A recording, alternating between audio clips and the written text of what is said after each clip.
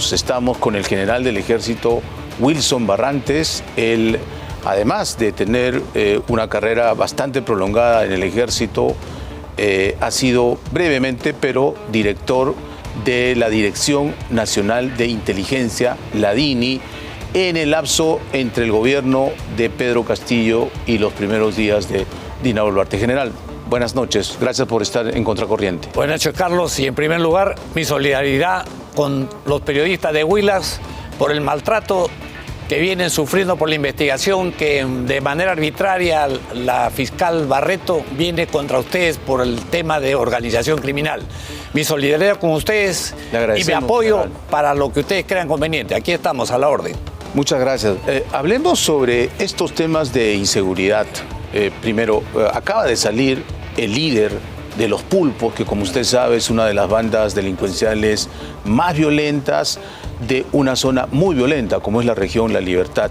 ¿Por qué hay esta desconexión, esta desinteligencia entre el Poder Judicial, el INPE, los recursos que presentan?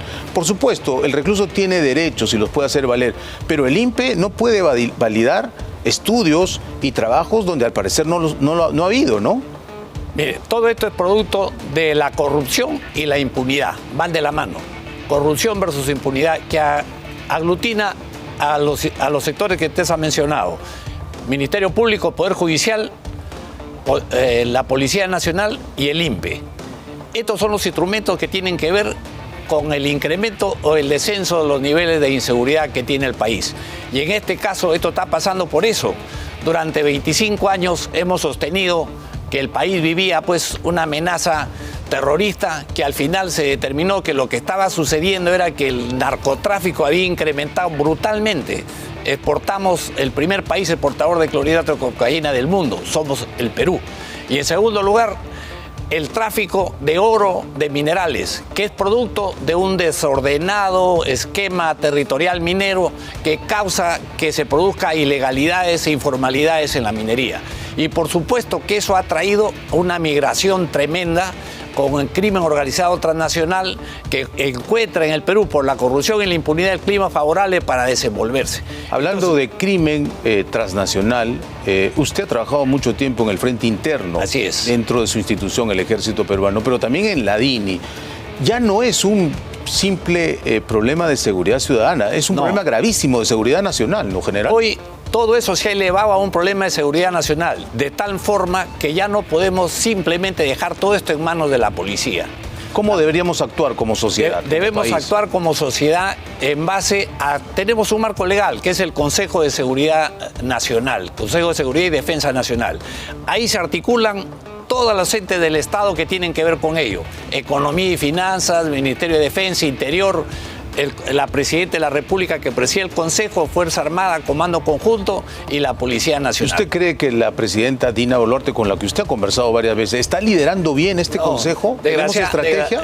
Nosotros hemos pedido en varias oportunidades que ella debe estar fuera de este problema, porque lamentablemente ya ella es rehén o está secuestrada del Congreso y del propio Ejecutivo. Pero para no salirnos primero del tema de la minería, hay que resolverlo en este Consejo y con la participación de todos estos entes. Pero ahora, fíjese, yo considero ya que es necesario poner un articulador, una suerte de intocable, una suerte de SAR que articule a SAR antiminería ilegal. Antiminería ilegal. Porque hemos tenido, ¿no? Urresti, por ejemplo, era uno de estos SARes. Exactamente. Tuvo algunos resultados pequeños por el poco tiempo que se trabajó y porque no hubo una estrategia dedicada exclusivamente a este tema, pero ahora se conjuga con el crimen organizado. Entonces, este SAR debe articular combatir el brazo armado de esta minería que está dada por los que quieren robar y apoderarse del oro de los mineros informales o de los ilegales o de los artesanales. Está formado por este grupo armado y además es necesario también articular que este SAR articule todos los entes que participan, Fuerza Armada, Policía Nacional. Hasta ese momento no tenemos articulación. Por ejemplo, hay un hecho que puede pasar en La Libertad, pero en Lima vive otro escenario. no articulan, no hay un coordinador de todos estos esfuerzos. Pero se ha creado un comando Patás, por ejemplo, para la región La Libertad, que es sin duda un polvorín en este momento. Claro. Con ciertos avances. ¿Usted cree que ese es el modelo? No. ¿Sabe por qué no va a funcionar? Porque en primer lugar, lo que siempre hemos dicho que es importante en una estructura de seguridad y defensa nacional es la masa. La masa, me refiero, el volumen y la magnitud de los efectivos. Entonces, para ello tenemos que completar los efectivos que tenía la Fuerza Armada y el Ejército particularmente en los años 90, que es un volumen enorme de tropa, pero la tropa ya no va a venir ahora. ¿Por qué? Porque hay que incrementarles la propina a un sueldo mínimo. Fatalmente hay que hacerlo, porque si queremos... Para el servicio militar voluntario. Para el servicio militar voluntario, porque antes teníamos obligatorio y hasta el año 98, que bueno, y ahí se suspendió. Pero bueno, ahora necesitamos un servicio militar semi-asalariado, digamos, con un sueldo mínimo, pero con una finalidad de completar el efectivo de ellos y llamar a los reservistas. Una vez que llamemos a los reservistas, 30.000 efectivos, y luego de reentrenamiento y que trabajen la seguridad, ¿qué cosa vamos a hacer con ellos? Pasarlos a disposición de la Policía Nacional, si así lo desean ellos continuar, para ir a cubrir el sistema de vigilancia claro, fronteras. Sin duda nos hace falta muchos efectivos. Vayamos a otro tema que el tiempo nos gana. Usted tiene una teoría, porque hemos estado conversando en la previa. Hay varios crímenes que se han dicho que eran suicidios y que están relacionados a temas políticos y de corrupción muy graves. Por ejemplo, desde aquel soldado Emerson Fasabi que murió en el 2015, muy cercano a Ollanta Humala, o Andrea Vidal del Congreso, que también decían que era parte de una trama de prostitución o de corrupción. Nilo Burga de Caliwarma, que murió en un hotel del INSE a finales del año pasado. Y por último, José Miguel Castro Gutiérrez Budián, que se supone se suicidó con un corte de 14 centímetros en el cuello. ¿Usted qué cree de todos estos crímenes? Todos ellos tienen un denominador común. ¿Cuál es? Han sido ejecutados para evitar que sean testigos claves en los procesos de investigación criminal que se está siguiendo. ¿Quién los está ejecutando? Hay un ahí está es una banda. Cuando uno dice a quién favorece esta muerte, indudablemente nos damos cuenta que favorece a los peces gordos de cada proceso de investigación criminal. Son presidentes de la República, por ejemplo, en el caso Fasabi, en el caso Nilo Burga, ¿no? Claro, y hay que sospechar tremendamente de todos ellos, aunque sea presidente de la República. Yo sí sospecho y presumo que haya sido ejecutado. Fasabi no era cualquiera, se perdieron las agendas y que las agendas son producto y han sido consideradas en esta sentencia que le han aplicado tanto a él como a la esposa. Entonces hay una prueba contundente. Prueba contundente. Igualito en el caso Caliwarma. En el caso Caliwarma, qué duda cabe que el principal responsable de este señor. Y esto pues no se iba a ejecutar un corte. Porque en el caso de Burga y en el caso de José Miguel Castro hay muertes parecidas, ¿no es cierto? Cuchillos, dos cuchillos que se cortan el cuello, se autolesionan y finalmente se suicidan. ¿Es suicidio o homicidio según su experiencia? No, yo creo que es homicidio. No creo. Soy contundentemente, afirmo que lo han suicidado, para decirlo de una manera, lo han asesinado. O sea, quiere decir que el Perú ha entrado en un estadio distinto donde hay, no sé si mercenarios, profesionales del crimen que son contratados por estos poderes fácticos o políticos o corruptos que están eliminando a los testigos clave. Este proceso se ha vivido en México, se ha vivido en Colombia, se ha vivido en Venezuela. ¿Y qué de diferencia existe con el Perú en cuanto a corrupción se trata? Ninguna. La diferencia es simplemente que los volúmenes aquí hoy ya sí son mayores. Los volúmenes son mayores porque tenemos en el mercado dos cosas: el alto valor del clorhidrato de cocaína y la gran magnitud de toneladas de clorhidrato de cocaína que estamos exportando y de oro, al mundo. ¿no? El oro que estamos exportando. Y el volumen en el mundo de oro es enorme, monumental, porque el precio ahora aproximadamente $100 gramo. Entonces, en verdad... alcanza para corromper toda una cadena, ¿no? y la corrupción es tremenda. Por eso que aquí se impone un ente articulador, un intocable de los años 30 en los Estados Unidos o un SAR. Un Elliot Ness. Un Elliot Ness. ¿Pero quién va a ser nuestro Elliot Ness, general?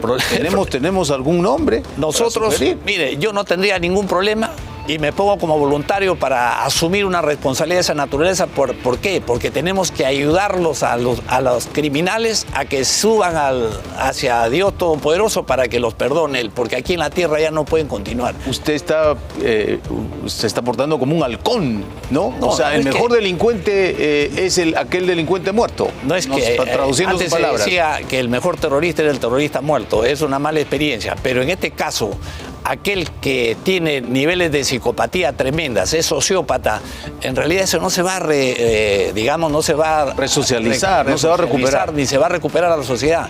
Y la sociedad tenemos que preservarla. Los buenos tienen que estar separados de los malos. Y a los malos hay que separarlos en cárceles alejadas a 4.000 metros. ¿Qué hacen cárceles acá, por ejemplo, en Canto Grande, en varios sitios de la capital? Hay una que van a construir en Ica que está paralizada hace varios años. Ese está paralizado. Necesitamos más chayapalcas, digamos. Chayapalca tenemos arriba una cárcel que es Chiluyo. Claro. Es más alta y... Pero está deshabitada. Está ¿no? deshabitada porque los derechos humanos y toda esta jarana que tenemos como instrumento de... Ahora tenemos una ventaja. ¿Sabe cuál es la ventaja de ahora? Que estamos contra los derechos humanos de los Estados Unidos. O sea, los Estados se dan Unidos... las condiciones. Se dan las condiciones para iniciar este proceso de, vamos a decir, de comenzar a ser fuertemente activos contra Y hablando de buenos y malos, general, otro tema que usted conoce de cerca, porque ha estado en la DINI, son los famosos presupuestos reservados o fondos reservados.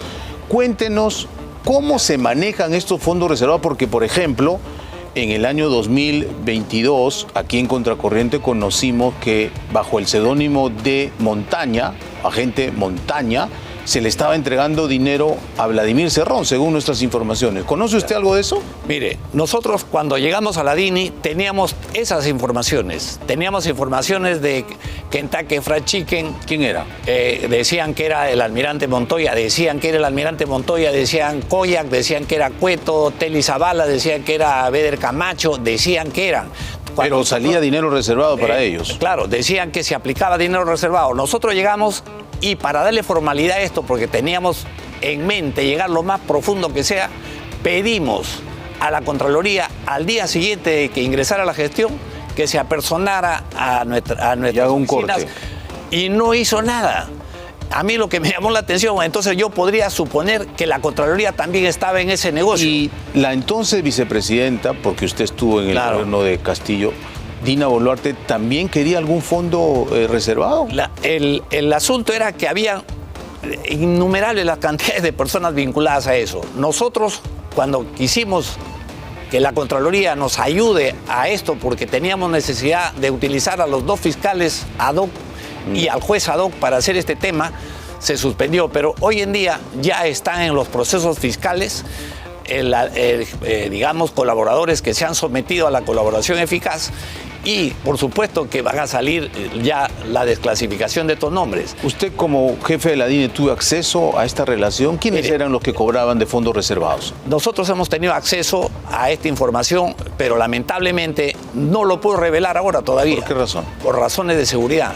No puedo, impedido estoy legalmente. Impedido, claro, estoy impedido legalmente. Pero ante un fiscal, por ejemplo, como una claro, ante un fiscal reservada, que tiene que pedirlo. Nosotros, fíjese, hemos tenido este evento el año 2022 cuando hubieron los muertos. Nosotros pedimos que no saquen las tropas a disparar porque había una corriente de terruqueo enorme y no era eso lo que estaba ocurriendo. Entonces le alertamos y le dijimos que no saque a las tropas. Y eso lo hicimos por escrito.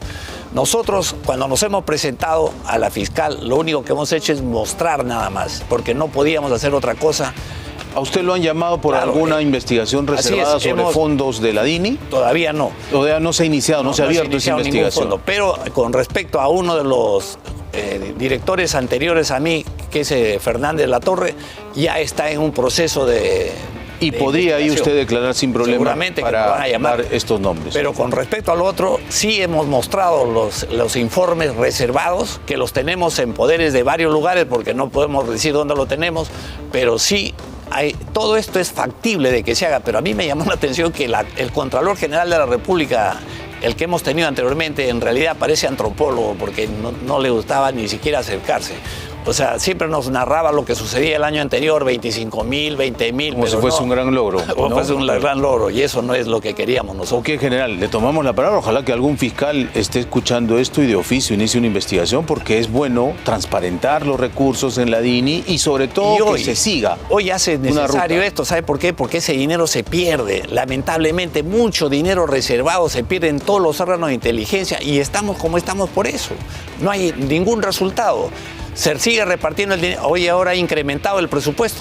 Peor aún todavía, o sea que estamos... Más corrupción, más eso corrupción. que cortar, sí. Tenemos que reestructurar las organizaciones porque con estas organizaciones que tenemos que articular mejor el sistema de Dirección Nacional de Investigación Criminal porque en realidad tiene demasiada estructura y tenemos que reestructurar los policías, por ejemplo, tránsito, turismo, ¿qué hace el policía de tránsito y turismo? Sin duda, ese es un proyecto Ahora que podríamos conversarlo in ¿eh? extenso en una próxima oportunidad. Yo le agradezco por su participación. Antes, muchas gracias. permítame 10 segundos. Necesitamos a la Presidenta de la República el día 28 de julio. Si el Congreso no la vaca, nosotros vamos a llamar a la insurgencia porque no podemos continuar con esta señora al frente con toda la cantidad de muertos y todas estas cosas que están ocurriendo. Esta es una advertencia que le hacemos llegar a la señora.